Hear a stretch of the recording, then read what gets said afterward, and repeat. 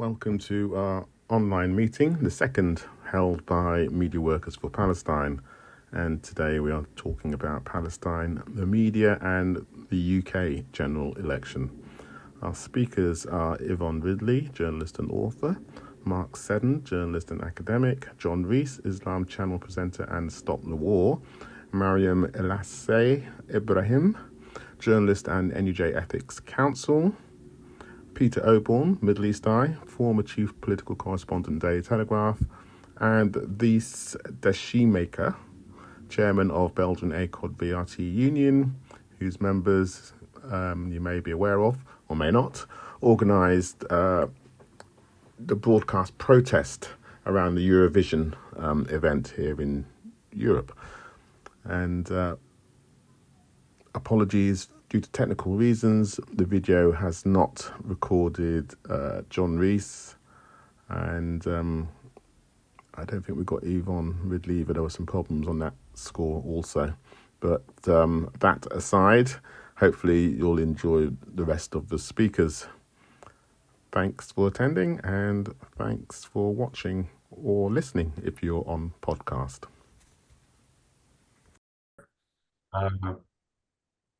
I'm not, my language is not English, so I speak Dutch during the day, so I will do my best to do this in English. As a union of the public broadcaster VRT, we disrupted the Eurovision Song Contest broadcast with a message, and the message was, "This is a union action. We condemn the violation of human rights by the State of Israel. Furthermore, the State of Israel is destroying freedom of the press. Ceasefire now, stop genocide." So this was the message which we used to disrupt the broadcast twice on May the 9th and twice on May 11th. This is not something we decided overnight. This is not something we did in the moment. We have a long history of protesting for the Palestinian cause and for the movement. In January 2019, we had an exhibition in the building of VRT, which was called The Lost Villages of Palestine. This was an exhibition that all our members and colleagues could see, and we had the opportunity to educate our members and colleagues at that moment. In May 2019, we tried to persuade the VRT to boycott the Eurovision Song Contest because then it was in Tel Aviv. So we tried the boycott. We had a lot of organizations, but not a great mass mobilization to this effect. Fast forward to 2023, in December, we had an education for our delegates, which was called Peace in the Middle East. And the main question of this education was, what can we do as a union? What can we do as a media union? Because we have a privileged place in society as a union and as media workers. So then the ideas began to ripe. We started with the action, in fact, 2 months beforehand. We looked for allies. We discussed technical and organizational ways to accomplish this.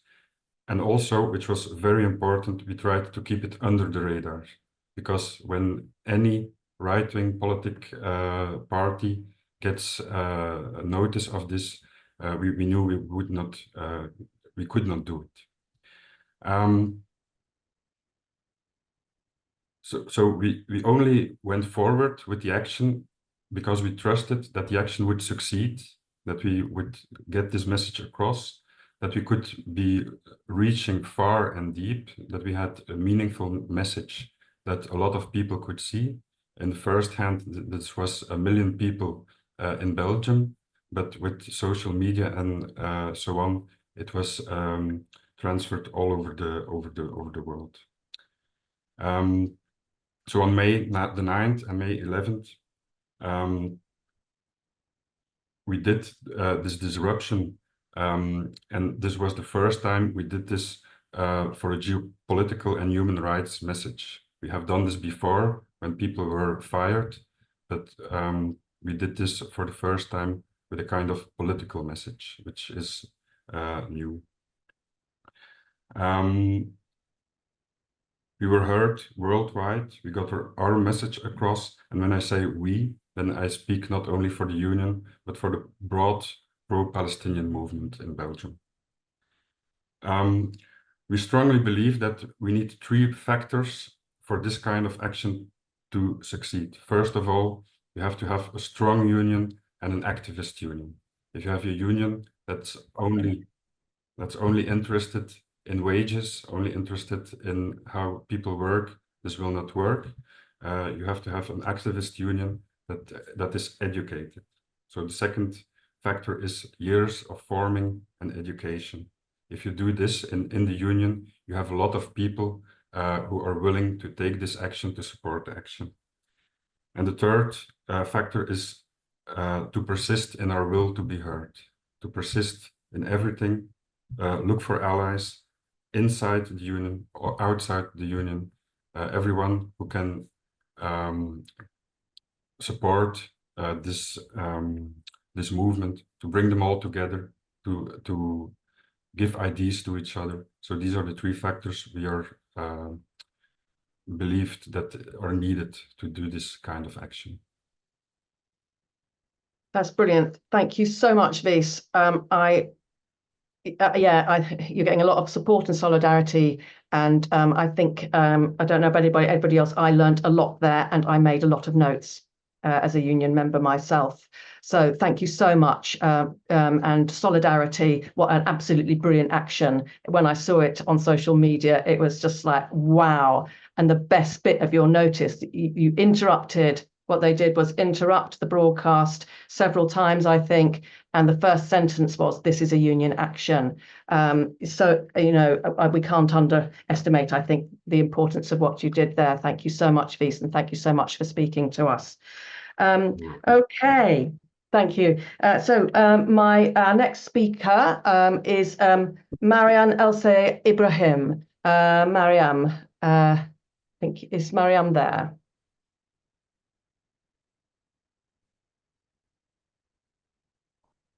Do we have Mariam? There we go. Hello, sorry, I couldn't unmute myself. Thank you for inviting me, and thanks everyone for coming. I would like, as a unionist and as a journalist, to propose my solidarity with you, Wies, and your union, and with all what you're facing. And it's I can't say it's not any better in here in the UK when it's come to suppress of the journalists. We have faced yesterday an arrest of one of our permanent photojournalists in here while he was covering. I have a quick chat with him, but he was confirming that he showed his press card and he showed all his credential, and all of whatever he showed, he got arrested. And since the 7th of October, we have been showing lots of suppression and oppression to the journalists who are covering on field. However, I came today to speak about general elections and Palestine specifically, which is, and no one can deny the effect, the domino effect have been gone in the whole world of the 7th of October. But when it's come to the UK, well, we are facing like economic crisis and housing crisis and all of these issues. So although Palestine look like a very big deal to every one of us, because we are caring about human rights and so on, but the vote is going to show something else. I have been hearing lots of people who are speaking about pro-Palestinian vote and how the mechanism and equation is going to change when the vote is coming. But unfortunately, most of the polls are speaking that it's going in another direction. Even the people who are speaking positively about the Arab votes and the pro-Palestinian votes and the Muslim votes, it doesn't show this weight, like a big weight on in the total electoral wise, like the whole population of the Muslim is only 7%, so it's nothing compared for the whole election. And although the massive pro-Palestinian national march, this is not reflecting the actual vote weight, because at the end of the day everyone is going back home, and it's not likely that they are a majority of the voters in their home. But there was a latest poll that I have been see on my work, that there was a very good campaign made by the Palestinian Solidarity Campaign, asking the candidates directly, are they going to vote for Palestine and vote for the ceasefire. It was like 6 major questions about the commitment of the MP, of the candidate, when they are going to be MP. Are they going to committed to the human rights and the ceasefire or not? And this one is really show the reflection of the Palestinian war on the political side of it, which is the controller and the candidate of the MP. And as it wasn't surprising that we have like almost vast majority of the Green Party candidate responses that they are going to be with the ceasefire, and absolutely lots of the independent, like 86 candidate responded with yes. The most surprising answer was that we had 2 candidates of the Conservative who voted yes for the ceasefire after if they won, who are Flick Drummond and Andy Carter. So it's obviously that even the Conservative Party is reconsidering to vote for ceasefire after the election.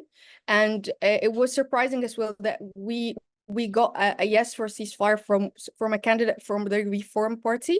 So it's not surprising that we seeing like Zara Sultana, Jeremy Corbyn voting for a ceasefire, but it is surprising to see a change in the Conservative Party, a change in the Reform, a change of a wider change of the Labour. So this is the effect of the domino more than the votes in the streets and the votes in the marshes, because this is not have the massive impact as the politician. So now the politician inside the Conservative Party are going to change their mind, are going to support Palestine more than before, relatively, of course, but it's changing, and hopefully it's getting better and better.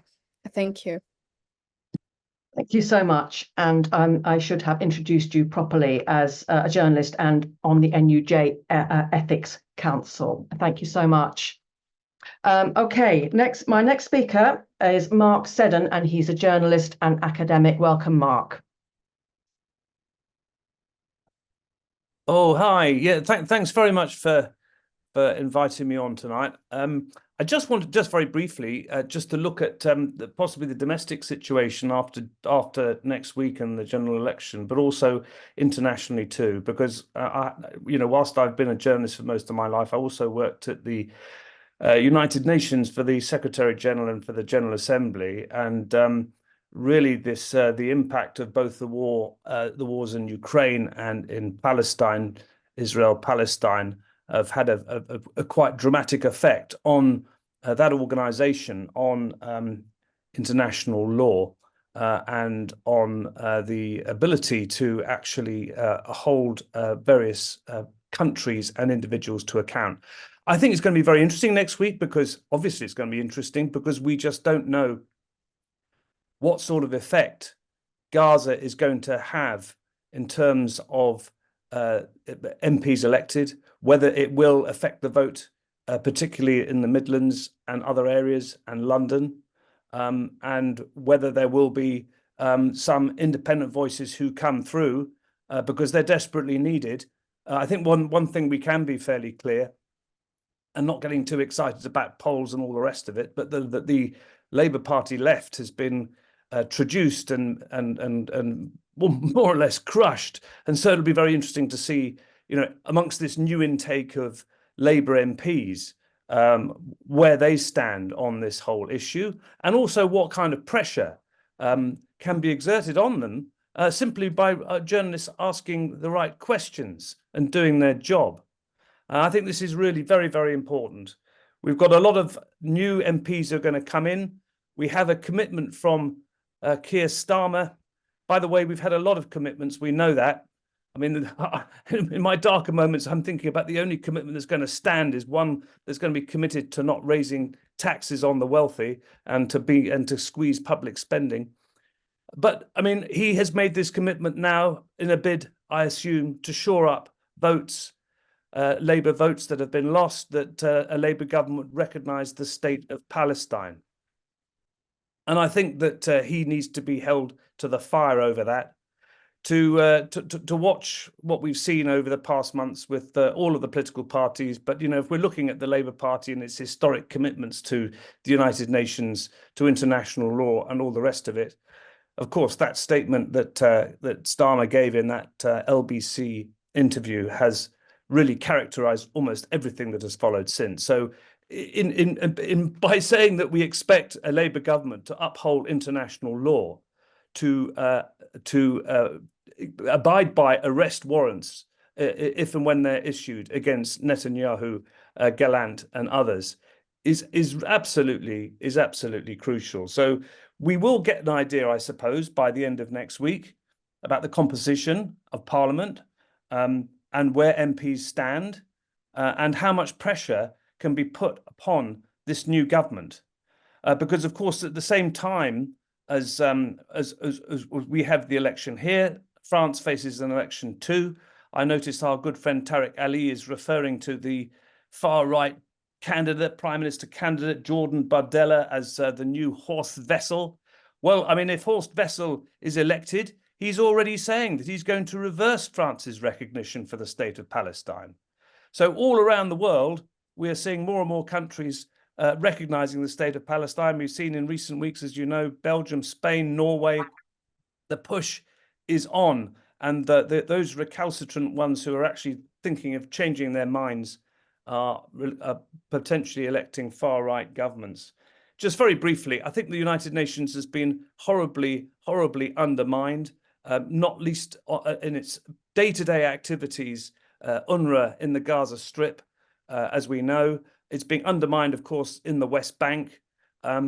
Absolute impunity being granted to the Israelis as they go about egregiously breaking international law. And we have the situation, by the way, you know, just very briefly, you know, the Western media simply, and I have to use this very broadly, by and large, doesn't seem to get it. It doesn't seem to get the way that the rest of the world sees the United States and Britain in particular right now, and Germany. They see, for instance, with President Biden and Secretary of State Blinken. Yeah, I'll be very quick. The people who are quite happy to welcome the International Criminal Court's decisions when it comes to Putin, but when it comes to Netanyahu and Gallant and others, well, no, they condemn it. I mean, I think this is going to be the key thing, really focusing on the new parliament here. Also, just very briefly too, one other thing, one positive thing. Some people may think this may not matter a huge amount, but there will be a new Secretary General of the Commonwealth in November. That person is likely to be the next foreign minister, is the current foreign minister of Ghana. I think there's going to be a push, and there should be a push for the state of Palestine to be admitted to the Commonwealth. That puts extra pressure once again on the British government too.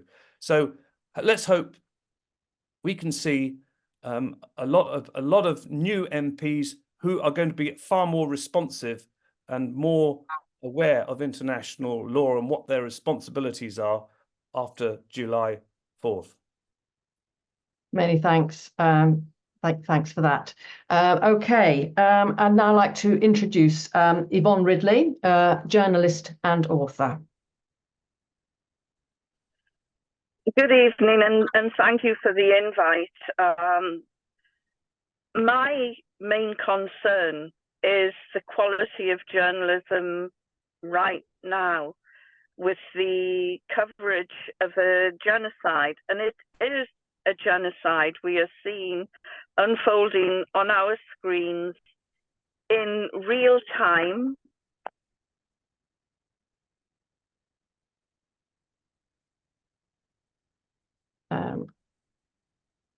Yvonne, we can't hear you. What's happened to Yvonne's mic?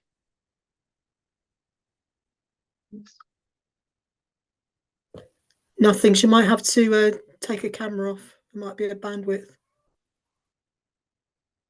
Yvonne, something's happened to your audio. If you switch your camera off, perhaps that will, although we've lost her audio completely, I have to say, and I can't see why.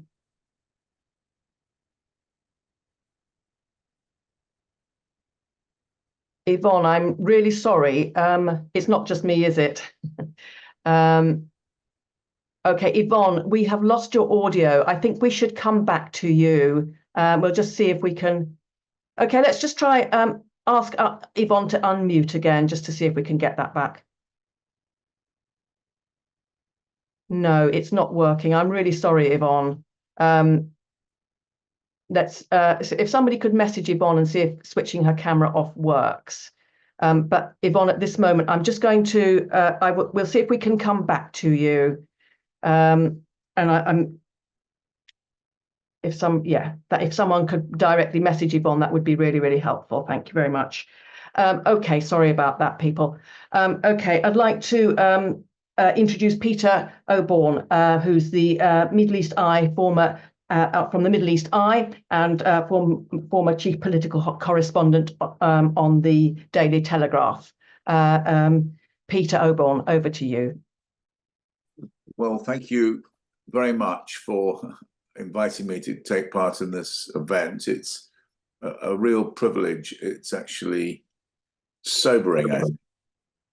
Here we are in the comfort of our various rooms and in London and around Britain, and we know that the incredible bravery of the journalists in Palestine, who in Gaza in particular, who just more than 100 of them have died, reporting the facts and bringing to the world what the rest of us can't do. And I just find it so humbling and also shaming, because if we look at the coverage by the Western media of the events in Gaza, the atrocities, the destruction, and its one-sidedness, the failure really to convey it, the mockery is often of the failure to understand what's happening, the sneering at Palestinians, the dehumanization of Palestinian lives. I had the privilege of taking part in or writing introduction to the Center for Media Monitoring document, which has monitored the Western reporting of Gaza since October the 7th. And I cannot recommend it too highly as a resource, because it documents the TV and the press reporting of what's happened, and it's the way that Palestinian lives are given a completely different status to Israeli lives. I'm not trying to, we mustn't diminish the horror of what happened on October the 7th to Israelis. Terrible atrocities were committed, but what has happened since, it's so often been ignored. Israelis somehow are killed by Palestinians. Palestinians mysteriously die. They don't have they've been taken. Their humanity is being taken away. The way in which politicians are not held to account in Britain and the United States by the mainstream media is beyond belief. We've had a whole series of, as the ICJ report documented, of genocidal remarks from the most senior members of the Israeli hierarchy, and it was never raised until the Today program. Michal Hussein did it on the raised it on the Today program a couple of months ago. It didn't become a story, and then she put these awful quotes to a British cabinet minister who said he'd never heard of it. He didn't know about that, and this is a massive failure in so many different ways by our colleagues in the British media that it means that we are, or the British media is, just as much as the British government, I think, is complicit in war crimes. And if, in due course, the International Court of Justice does rule that a genocide has been taking place, and I'm not a lawyer, but I have to say, as a layperson, that's what it looks like. The British media will be complicit in that, will have been part of it, because we have, and we've also not held the politicians to the fire. You know, we're not. Cameron, for instance, is a foreign secretary. Series of glowing profiles of David Cameron when he was brought back to the House of Lords as foreign secretary. But actually, if you think of what he's done, he accepted that sort of unevidenced, you know, first of all, he trashed the International Court of Justice. He said it was an irritant. And then when he found that there should be an investigation into a potential genocide, he trashed that verdict, even though Britain is a signatory to it. Then there's been no questions asked by the mainstream media about the Foreign Office role in monitoring, you know, in making judgments about war crimes being taking place.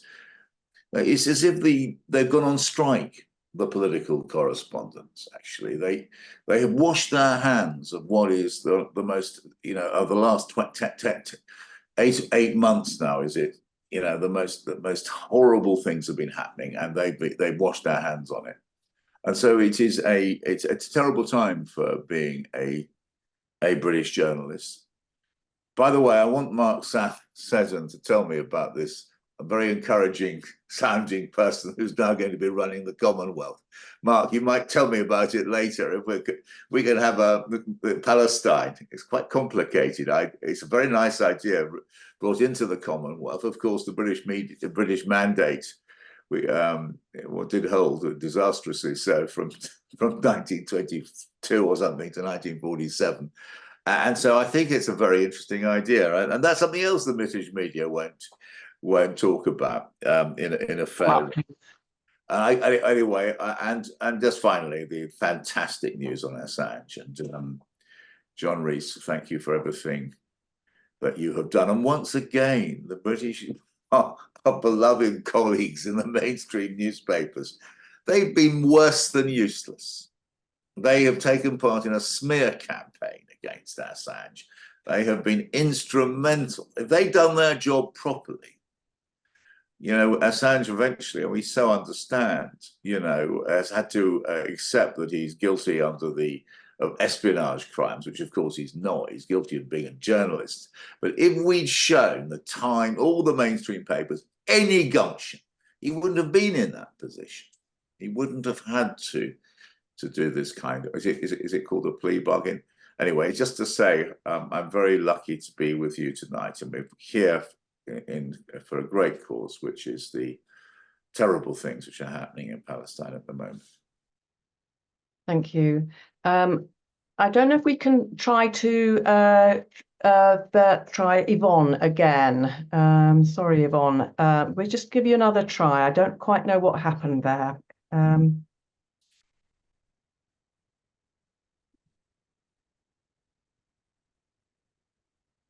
Sorry, I think she's gone off the call. Yeah, okay. I think she was on her iPhone, and yeah, what a shame. Okay. Thank you so much to speakers. We are in challenging times for free speech, challenging times as we watch a genocide in real time. And we wanted to give people a chance to ask questions, make any points that you want to make.